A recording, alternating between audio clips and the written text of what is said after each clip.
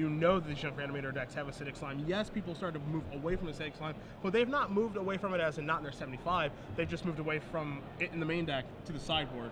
Corvese has not made that change for this tournament, but some other players have. Yeah, and you know, regardless of whether or not your opponent has it in the main deck or in the sideboard, you know it's going to be in the post-board games, and so that makes Underworld Connections a really risky proposition. Yeah. Upside still might be worth it. I mean, even if you get a couple activations on it, it still could be net upside, and if your opponent doesn't have acidic slime, then you can just run away with the game. Yeah. But it is going to be fraught with some peril, for sure. Yes. And as Harry is taking Mulligan down to at least 5 now, if you're just joining us, Cedric Phillips, Patrick Sullivan here in Miami, we have taken, all right, we've taken our talents to South Beach. That's 2. Yeah. That's 2. That one was forced. Number 2. At SCG Live, hashtag GPMIA for your tweets. Join us on Twitter all weekend long today and tomorrow as we will crown a new Grand Prix champion. We'll see who our standard winner in Miami will be this weekend, as Corvese does not look terribly thrilled and is going to go down to 4. Yeah, and you know, obviously any deck mulligan to 4 is really bad, but especially a deck that has, it's stretched on mana, it has a lot of 7 mana creatures. Now, the flip side of that is good mulches and grizzly salvages can actually catch him up in raw card count. And if he has enough graveyard synergies, he actually might be able to have a reasonable amount of play with 4 cards. But the other side of it is he might draw a bunch of Angel Serenities, be missing colors, etc., etc. So. We often say that a Junker Animator's deck that does mulligan quite well. I don't know how well it mulligans to 4, but I think it's going to start with mulch, if anything. As Harry's happy enough. I mean, he has at least 2 lands. That's not so bad. And Sharfman does not have a Farseek on Barrel Rights, the draw step for the turn for Corvese. So, and he's even got white mana. So we could see the impossible happen here. The Stomping Ground from Sharfman going to pass the turn back. Sin Collector the draw with the necessary mana to cast it. We got an Burial Rights. Maybe if Sharfman's hand is very spell heavy. 2 damage from a Goblet Shrine, and now so Bonfire the Damned, and you see Liliana the Veil, Vraska, which you felt he would sideboard in, and a Huntmaster of the Fells along with a Mountain. Missing the 2nd black mana necessary for Liliana, but has Huntmaster and a potential curve of Huntmaster into Vraska, which is quite good. Yeah. See Sharfman being a nice guy, playing with his hand up, keeping the information revealed to you guys at home, as well as Harry, his opponent, who does draw a card. Avacyn's Pilgrim is the draw for the turn. So at least there's a spell to play. Yep. To make it so that Huntmaster of the Fells is not going to flip into Ravager of the Fells just yet.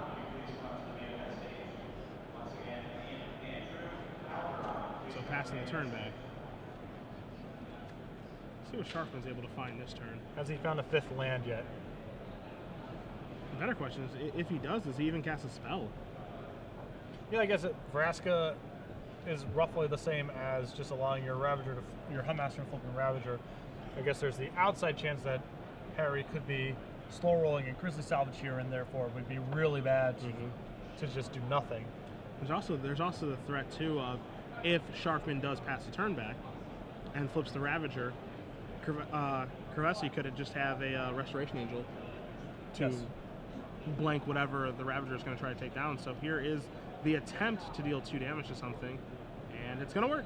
Avacyn's Pilgrim's going to bite the dust, and Corvese is going to take 2. You see Corvese's hand right now. He has Unburial Rights and Thragtusk in his hand. Currently a mana short, and his draw step for the turn is a bit of a mystery. So I think if it was, and it is a Deathrite Shaman, I was going to say if it was a 5th land, I think he would have slammed it down and cast Thragtusk. Yeah. Deathrite Shaman cutting off a little bit of the line that he had with Vraska, because he can still make mana the following turn. Yeah. So here comes your Wolf token in the Ravager of the Fells. Deciding if he wants to put Sin Collector in front of a Wolf, I suppose. Yeah. And what are the merits of that versus doing something else? Do you want to start protecting your life total a little bit here when you know that your opponent has Liliana the Veil and Vraska in hand? And it looks like happy to trade. There's a Farseek. Gonna get another black mana here. Yep. So now Liliana will be online starting next turn. Does he have a 2nd spell, perhaps? No. Yep, no, place Overgrown Tomb untapped, and I was going to play Liliana. So 2nd spell indeed. And no, this looks like no activation of the Liliana. Now that's interesting. Somewhat surprising there. I guess he feels if he can play the Huntmaster back into Ravager and have an Edict kind of left over, he doesn't want to plus it because he wants to keep his Vraska, and so that leaves him. It's rare that you see that. Yeah. It really is. Kind of a funky sequence there, but I understand the logic. Yeah. All right, Flipperoo again. And it looks like Corvese again without the 5th land, and it does not look like this is a Restoration Angel, so this might just be a life gain here from Deathrite Shaman. All right, it's gonna be a drain. Gonna remove the Farseek, put Sharfman down to 18. But now you see Huntmaster starting to get a little busy this game. Yep. Anytime it goes back and forth twice is usually a bad sign for the a tough one to win. And now another Planeswalker going to show up in Vraska the Unseen. For my money, the most flavorful Planeswalker ever made. Oh yeah. I don't like that the tokens don't have Death Touch. That doesn't really make sense. I don't like that either. I wish they're they did have assassins. Death They Touch. kill people. Yes. But it is sweet. Thragtusk shows up here for Corvese, trying to stabilize a little bit. And again, you saw Sharfman not activate his Liliana again, which means that he's just drawing solid cards and finds that there's no reason for activations. Also doesn't want to backdoor Harry into like an Angel Serenity somehow. If he discards that and has some Burial Rites in his hand. So it's kind of weird to see Liliana the Veil out there not doing anything, but I think I'm okay with it, as you're going to see Vraska take care of Thragtusk, and then Liliana's going to make him sacrifice the Beast token. Tag team to take down a Thragtusk. Yeah.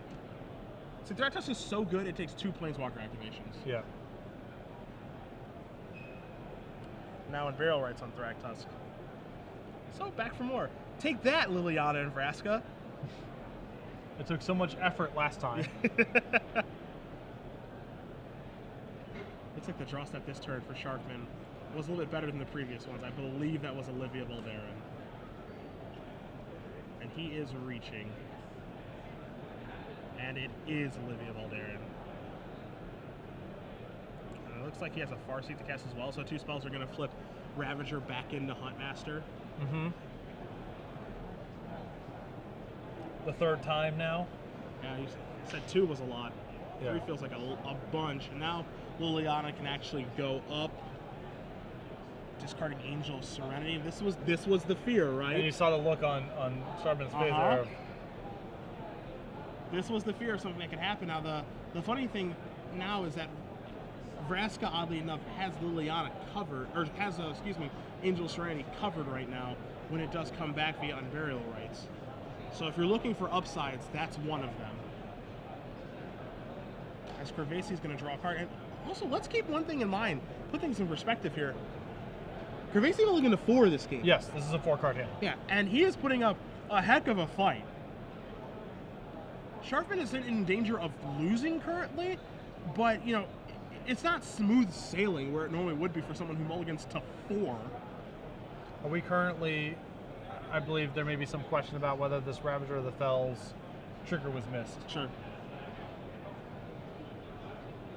And was this announced in a timely manner, as Harry has already drawn a card, and so we'll get a ruling on that, guys, for you in just a moment. We're gonna take a little look, Skipoo. Yeah. Check out the action real quick. Vraska often unseen, so it's good to check to make sure that you know what it does.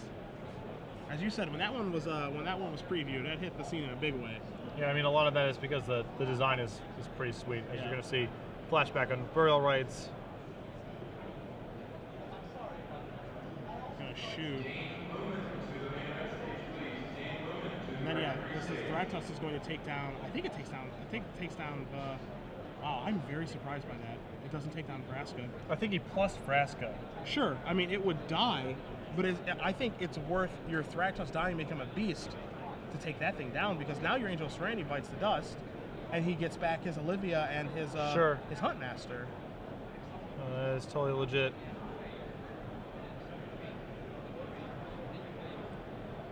So that one was a little bit curious to me, because I feel like the turn of sweep your guys, eat your Vraska, leave you with the Liliana. Yes, I lose my Thragtusk is still a pretty good one. Right, yeah, you have Angel Serenity in play. Yeah.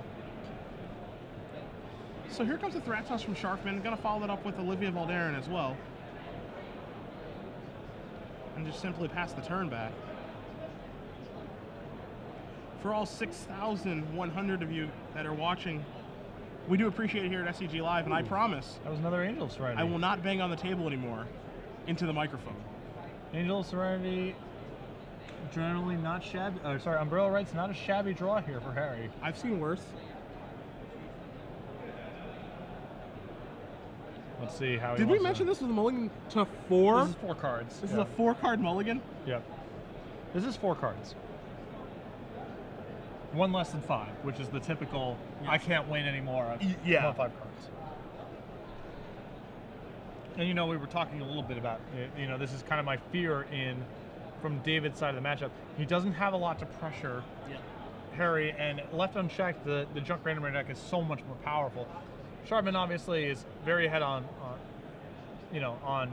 total cards. He has a lot of big draws like Bonfire and Rakdos Return that can just kill Harry from here because Harry's taking so much damage. But still, I mean, you can't feel that confident right now if you're Sharfman, in spite of having a lot of your powerful cards and your opponent mulligan into 4. Yeah, and I mean, he's sitting at 25 life, and as you said, a Bonfire the Damned off the top wins the game immediately because he is Corvese's at 8. But again, this is a very difficult situation to be in if you're Sharfman. Again, remember, he flipped Huntmaster Fells and Ravager Fells back and forth 3 times this game too. So he got to do, you know, his little dance with Huntmaster Ravager, get all of the value from it that he could possibly get, attack for relevant amounts of damage, and he's having still a lot of difficulty winning this game. And now Corvese said, all right, I'm going to try to finish off that Vraska finally, since that trigger isn't there. And if you want to trade your Beast token for that, feel free. Yeah, no, I mean, it's and that Umbrella Rice is also still in the graveyard. Yeah. Yeah, I mean, it's. Oh, so Sharfman's gonna let that go. Yeah, I think it's probably just too good for. Ooh, Putrefy. That was timely. That was a big draw. That was a huge draw. Now the Beast token's gonna come across for 3, and Sharfman cast that one pretty quickly. So now here's a Thragtusk. But you can see why also with that sequence. Sharfman being pretty happy to not trade with the Thragtusk last turn is don't give Harry more options to spin around with his Umbrella Rights. Arguably, it's better for him to actually reanimate Thragtusk here because Sharfman now has him on 5. He has a lot of draws that just kill him, so he can actually deal with an Angel of Serenity. He has so much life to play around with. But the Thragtusk would actually be potentially more dangerous to allow Harry to reanimate. So Sunpetal Grove. Here's a Deathrite Shaman. And I like that Harry got that back with his Angel of Serenity as a way to probably gain himself some life back over the course of the game, assuming we can get to that point. Yep. Has Umbrella Rights in the graveyard for Angel of Serenity and just passes the turn back. So this smells like a Restoration Angel. Yes. It's got that whiff about it. Yeah. And if you're Sharfman, that's the first thing you have to be thinking of, is this really smells like Restoration Angel, because why wouldn't you want to get back Unburial Rights, or excuse me, Angel of Serenity with Unburial Rights? But maybe if you're Corvese, you're saying, I'm not casting Angel of Serenity, or at least getting it back, until you have Olivia Valderin in play, because currently I can't beat Olivia Valderin. Yeah. So Sharfman going to come across with Thragtusk and the Beast token, and that stench is familiar. Yeah, there it is. Restoration Angel, here to blink the Thragtusk, 5 life, and a Beast token. Ambush of blockers. After the dust settles, Sharfman is left with a Beast token. Now here's Olivia, which can finish off that Restoration Angel, which it does. And now a Huntmaster fell, so now Sharfman getting a lot of stuff on the table. Yep. And trying to just buy himself enough airspace to get to the point where his X spells finish him off, particularly Bonfire, but as I believe that's another Restoration Angel. And you have Corvese not at 5 life anymore, but at 10 now.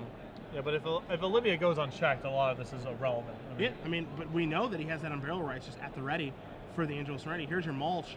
Mulch is going to show us a Gavany Township, a Temple Garden, an Isolated Chapel, and a Bructicay going to go to the bin. So again, Corvese, not having played a land yet, can play Gavany Township and threaten that activation, can also bring back his Angel of Serenity and clear up 3 of these creatures, or maybe do a little bit of rebuying of his graveyard with the Thragtusk that's down there, I believe. He has a lot of options here, and you see him taking his time figuring out what he wants to do. I think that you just have to start here because Olivia is too troublesome otherwise. Yep. I agree completely. However else he wants to set up this Angel of Serenity is open for debate, but you just can't let him untap with Olivia at this point. So Angel of Serenity is going to eat Huntmaster of the Fells and Olivia Voldaren and going to bring back a Restoration Angel for Corvese. You saw him mulch first to get some information on what he wants to do, and it looks like he's going to pass the turn back. So Sharfman going to draw a card. It's not a Bonfire of the Damned. Makes you wonder what it is.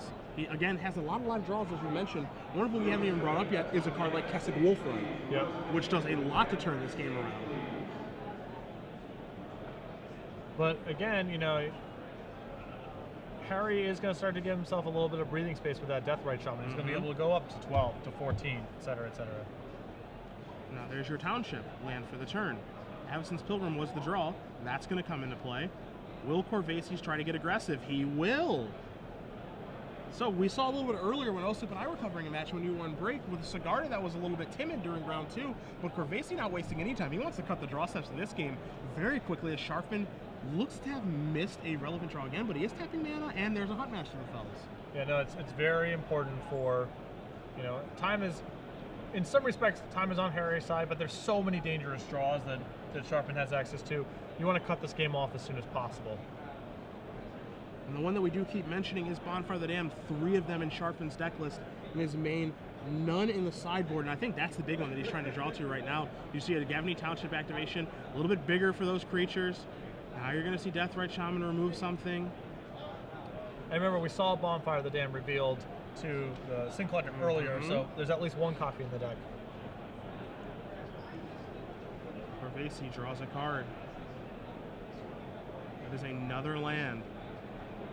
And he does still have a Restoration Angel in his hand that he is sandbagging pretty well here. Yeah, and obviously that gives him is a ton of insurance. Yeah, he's setting a really nice trap here with Restoration Angel. Making Sharfman, trying to make Sharfman feel a little bit more overconfident. Like, I'm flooding, I don't really have anything. No reason for him to pull the trigger on it at all. Yep. You know, doesn't really change very much on the board. And now Thragtusk is coming across with this Angel of Serenity, putting Sharfman to the test of how do you want to block, what do you want to do, how do you want to balance your life total. I suspect it's a little bit too early in the game for Sharfman to be chump blocking, especially if one of his big draws here is Bonfire. He needs to keep his board as full as possible to actually threaten lethal if that happens. Yep. So Corvese is going to knock Sharfman down a little bit, and you notice no Gavany Township activation to get 2 more points of damage across. Just something to keep in mind there. If you're Sharfman, he chose not to activate. Yeah, it represents, you know, access to. I mean, at this point, given that he activated Township end of turn, last turn, and has again not activated it, Restoration Angel is the most logical conclusion you can draw from that sequence. Sure. You can start to, by deduction, you can start to infer some information there. Right. It has to be something. So we are. It appears we're going to just main phase our Restoration Angel here. I think in part, or basically due to the fact that Huntmaster of the Fells is in play, doesn't want that to flip over. Well, if there was ever a time to draw Bonfire of the Damned, this would be it, and it is not here yet again. And I'm sure if we could read into Sharfman's thoughts right now, that's what he's thinking every draw step. Yep. His hand appears to be, is it Land and Liliana the Veil, it looks like? Well, I think, yeah, you have to play the land so that your Bonfire can be as big as it possibly can be and pass the turn back. So Huntmaster of the Fells does have the opportunity to flip here, as you're going to see Corvese knock Sharfman down 2 less life, removing a Farseek. Flip the Huntmaster, take care of the Pilgrim, or at least try to. Yeah, I think we're going to respawn here with a Township activation. I think that we're would just be going to wise. attack for lethal. All right, I don't know, actually, with Deathrite, if there's a spell in the graveyard too, right? So I actually think just with the Flyers and Deathrite, we're putting together a lethal attack here. I think you were right. You take a look at the Angel of Serenity. 11, 13, yeah, the Flyers plus Deathrite Shaman is 13. Yeah, the Flyers are 11, and the Deathrite Shaman activation makes it exactly 13. Does Corvese go for it? I don't see a reason why he wouldn't. I mean, certainly attacking just with the flyers is, all right, put him to the test. If you want to hold back on the ground, that's totally fine. Yeah. But the likelihood that he has a spot removal spell you have to feel is fairly low, because you probably would have tried killing your Angel Serenity to get some of those creatures back. And so now all the creatures are coming sideways. Sharfman going to do some blocking.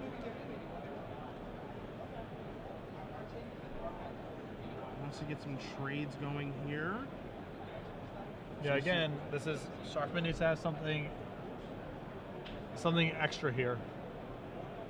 It's going to pass. So Dust is going to settle. And there that it is. is it.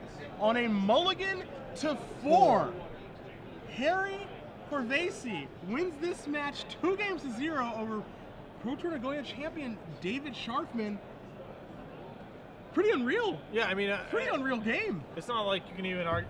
Sharpman's draw was fine. I mean, he had multiple planeswalkers. It sort of looked like he was doing his thing, but you know, like we were saying, unless you're doing something to shut off the graveyard, maybe your ground ceiling or whatever, it's so hard to win a slow attrition game against the Junk Reanimator deck, because Angel Serenity, Thragtusk, and Burial Rites, that shell is just, you can't outgrind that. You have to win the game pretty quickly, or you need to shut off that line of attack. Yep. But if you actually allow the Junk Reanimator deck to go about its business doing that sort of thing, and you're not winning the game particularly quickly, it's a really uphill battle. Now, obviously Sharpman has Bonfire of the Dam there as a draw. There's a couple of turns where Rakdos Return probably blows him out of the game. But we're not talking about a ton of draws in Sharpman's deck, and he doesn't have a lot of ways to find them. He's not revelating or whatever. He's just kind of playing off the top of his deck.